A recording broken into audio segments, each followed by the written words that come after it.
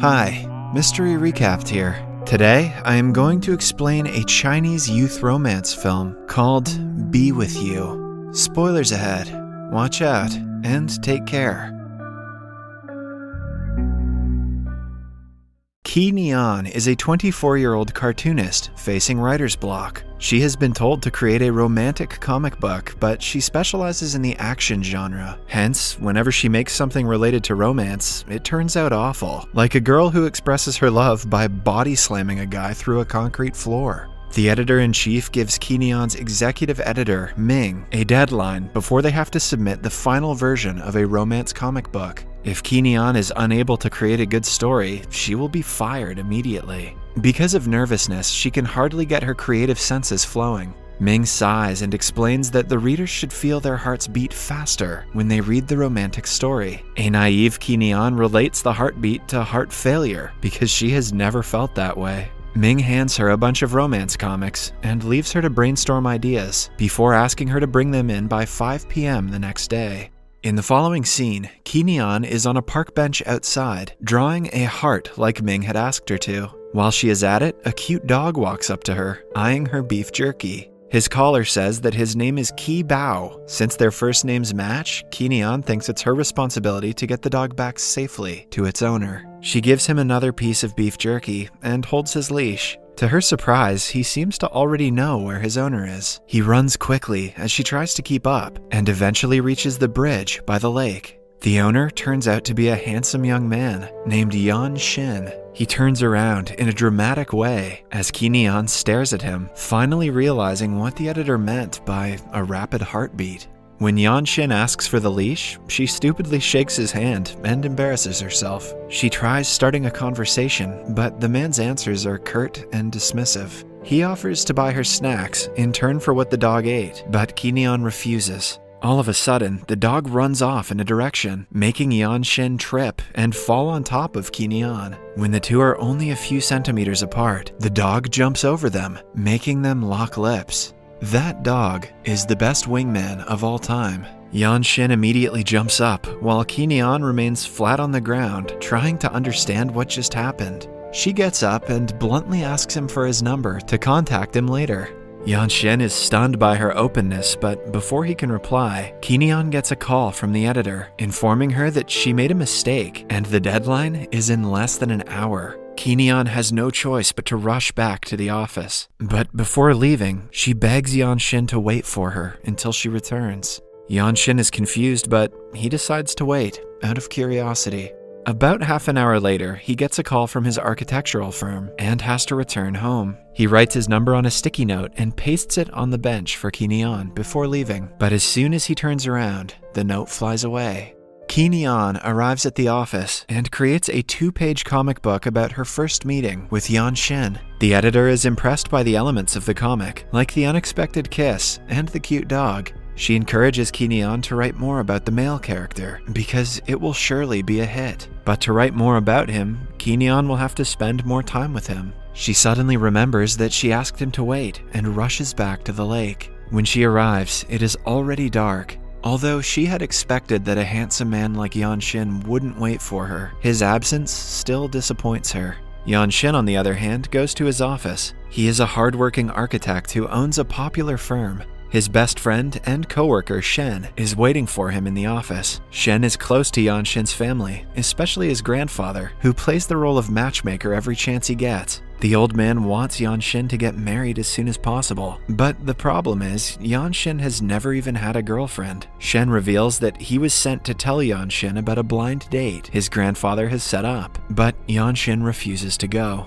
At night, Ki Nian goes to eat out with her friends. One of them is a professor at a university, while the others work in a firm. As they talk, some girls drop a bucket of water on Ki Nian from the floor above. The girls sheepishly come down to apologize on behalf of their drunk friend. Ki Nian's professor friend teaches the same university that the girls go to. Hence, when the girls talk about someone who broke their hearts, she immediately knows who they're referring to. It turns out that everyone is in love with a strict architecture professor. He goes to the university to break hearts every day, even though he only teaches for a month in session. The guy turns out to be Yan Xin himself. He is a university professor, alongside being the CEO of his firm. King Wu also reveals that he never remembers any student or colleague by their names. Instead, he calls them by their ID numbers. Unaware that her friend is talking about Yanshin, Kinian brainstorms ideas on how to find him. At home, she writes a blog post about everything she knows about him, like his height and his dog's name, and asks the viewers to inform her if they know someone like him. One of the comments says that they have seen a similar guy at the university. Kinian decides to check if it is true and goes to the university the next day. The first person she meets is a girl secretly taking pictures of someone in the other block. When asked about a handsome man, she instantly understands who Kinian is looking for. It turns out that the girl takes pictures of Yanshin and sells them to his fangirls for money. She has basically opened a merchandising business out of his popularity. When Kinian reveals she doesn't want his picture, the stalker is confused. To avoid having to explain, Kinian simply says that she is the man's girlfriend. Just then, security guards arrive looking for the stalker. Before running away, she asks Kinian to take the front seat in the architectural block's lecture hall. While she is at it, she slips a memory card into Kinian's bag so that even if she gets caught, her hard work won't be seized. Kinian takes a seat in the said lecture hall and is surprised when Yanshin walks in as the professor. They lock eyes and Kinian waves at him, but he plays it cool and continues taking attendance. She notices a puzzle box on the podium and finds out that every year, Yanshin challenges his students to solve the puzzle. The one who solves it can ask him for anything they want, but Yanshin is sure that none of the freshmen can solve a puzzle so advanced. After the class, the girls take turns trying to solve it, but fail miserably. A few minutes later, he walks into the hall to notice that Kinian has already solved it. Surprised, he asks her to come to his office. She notices the memory card in her bag and brings it out, but Yanshin seizes it. He connects it to his computer to find out that it has nothing but pictures of him. Kinian swears that the card isn't hers, and her intentions with him are pure, but the comment doesn't make Yanshin feel better. He puts the topic aside and asks her how she managed to solve the puzzle. It turns out that her father was also an architect and had boxes like it lying around the house all the time. She used to play with them as a child, hence, she knows how they work. She also explains an elaborate way to solve it, which impresses Yanshin. As for her reward, she asks to be his teaching assistant so she can be closer to him.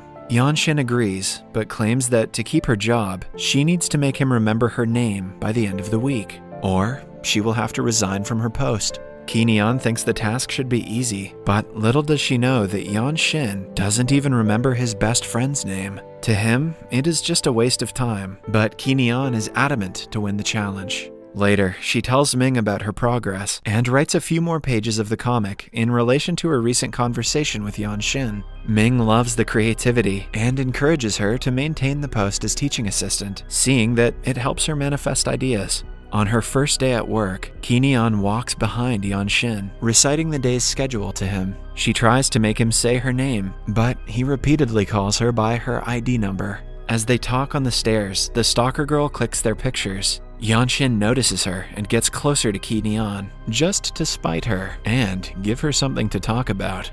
A while later, he catches the stalker girl red-handed, but it is revealed that she is his cousin, GQ. He seizes her camera and asks her to apologize to Kinian for setting her up by planting the memory card in her bag. GQ refuses at first, but agrees when he promises to return the camera if she does as told. In the following scene, Yanshin walks into the lecture hall to find Ming under the podium. She shows him a notebook with her name and even translates the name to 7-year itch so he can engrave it in his mind. Yanshin quietly whispers that they can 7-year itch after marriage and kisses her on the lips. That was confusing, but it was sexy.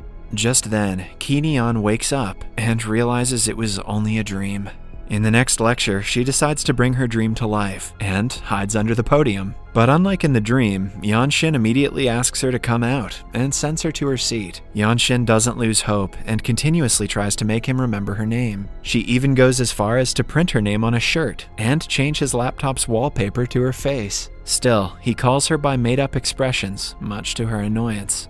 One day, she is informed that Yanshin won't be coming to university for a week because of some urgency at work in the firm, but he has left her a lot of assignments to do in his place. Keeneon is distressed because she has absolutely no qualifications for this job and never should have received it. Also, when Yanshin returns after a week, he will surely have forgotten her name. But after talking to his cousin, she finds out that reputation means a lot to Yanshin. Hence, starting the next day, she does her best as a teaching assistant in his absence. When Yanshin finally returns a week later, everyone praises Keeneon in front of him, from the janitors to the teachers. Later, the two meet outside in the rain. Keeneon hopes to be praised for her excellent work, but he gives her an F for trying too hard. Suddenly, a passing car splashes water at them, soaking them in puddle water.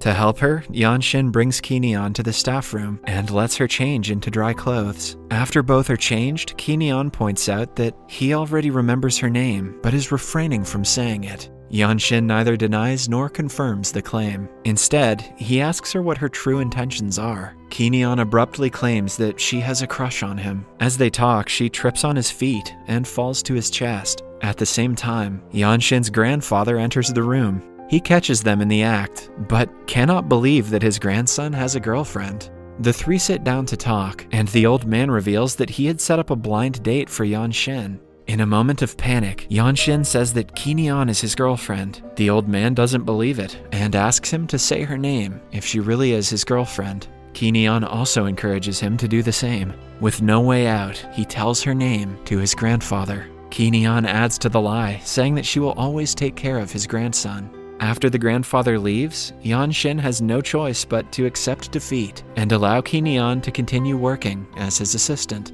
She is overjoyed that she finally gets to be with the man of her dreams, and also write about him. Yanshin, on the other hand, is secretly happy about his new assistant. In the end, even a cold and arrogant professor like him has finally started to fall for someone. Subscribe for more videos like this, turn on notifications, and leave a like. Thank you for watching.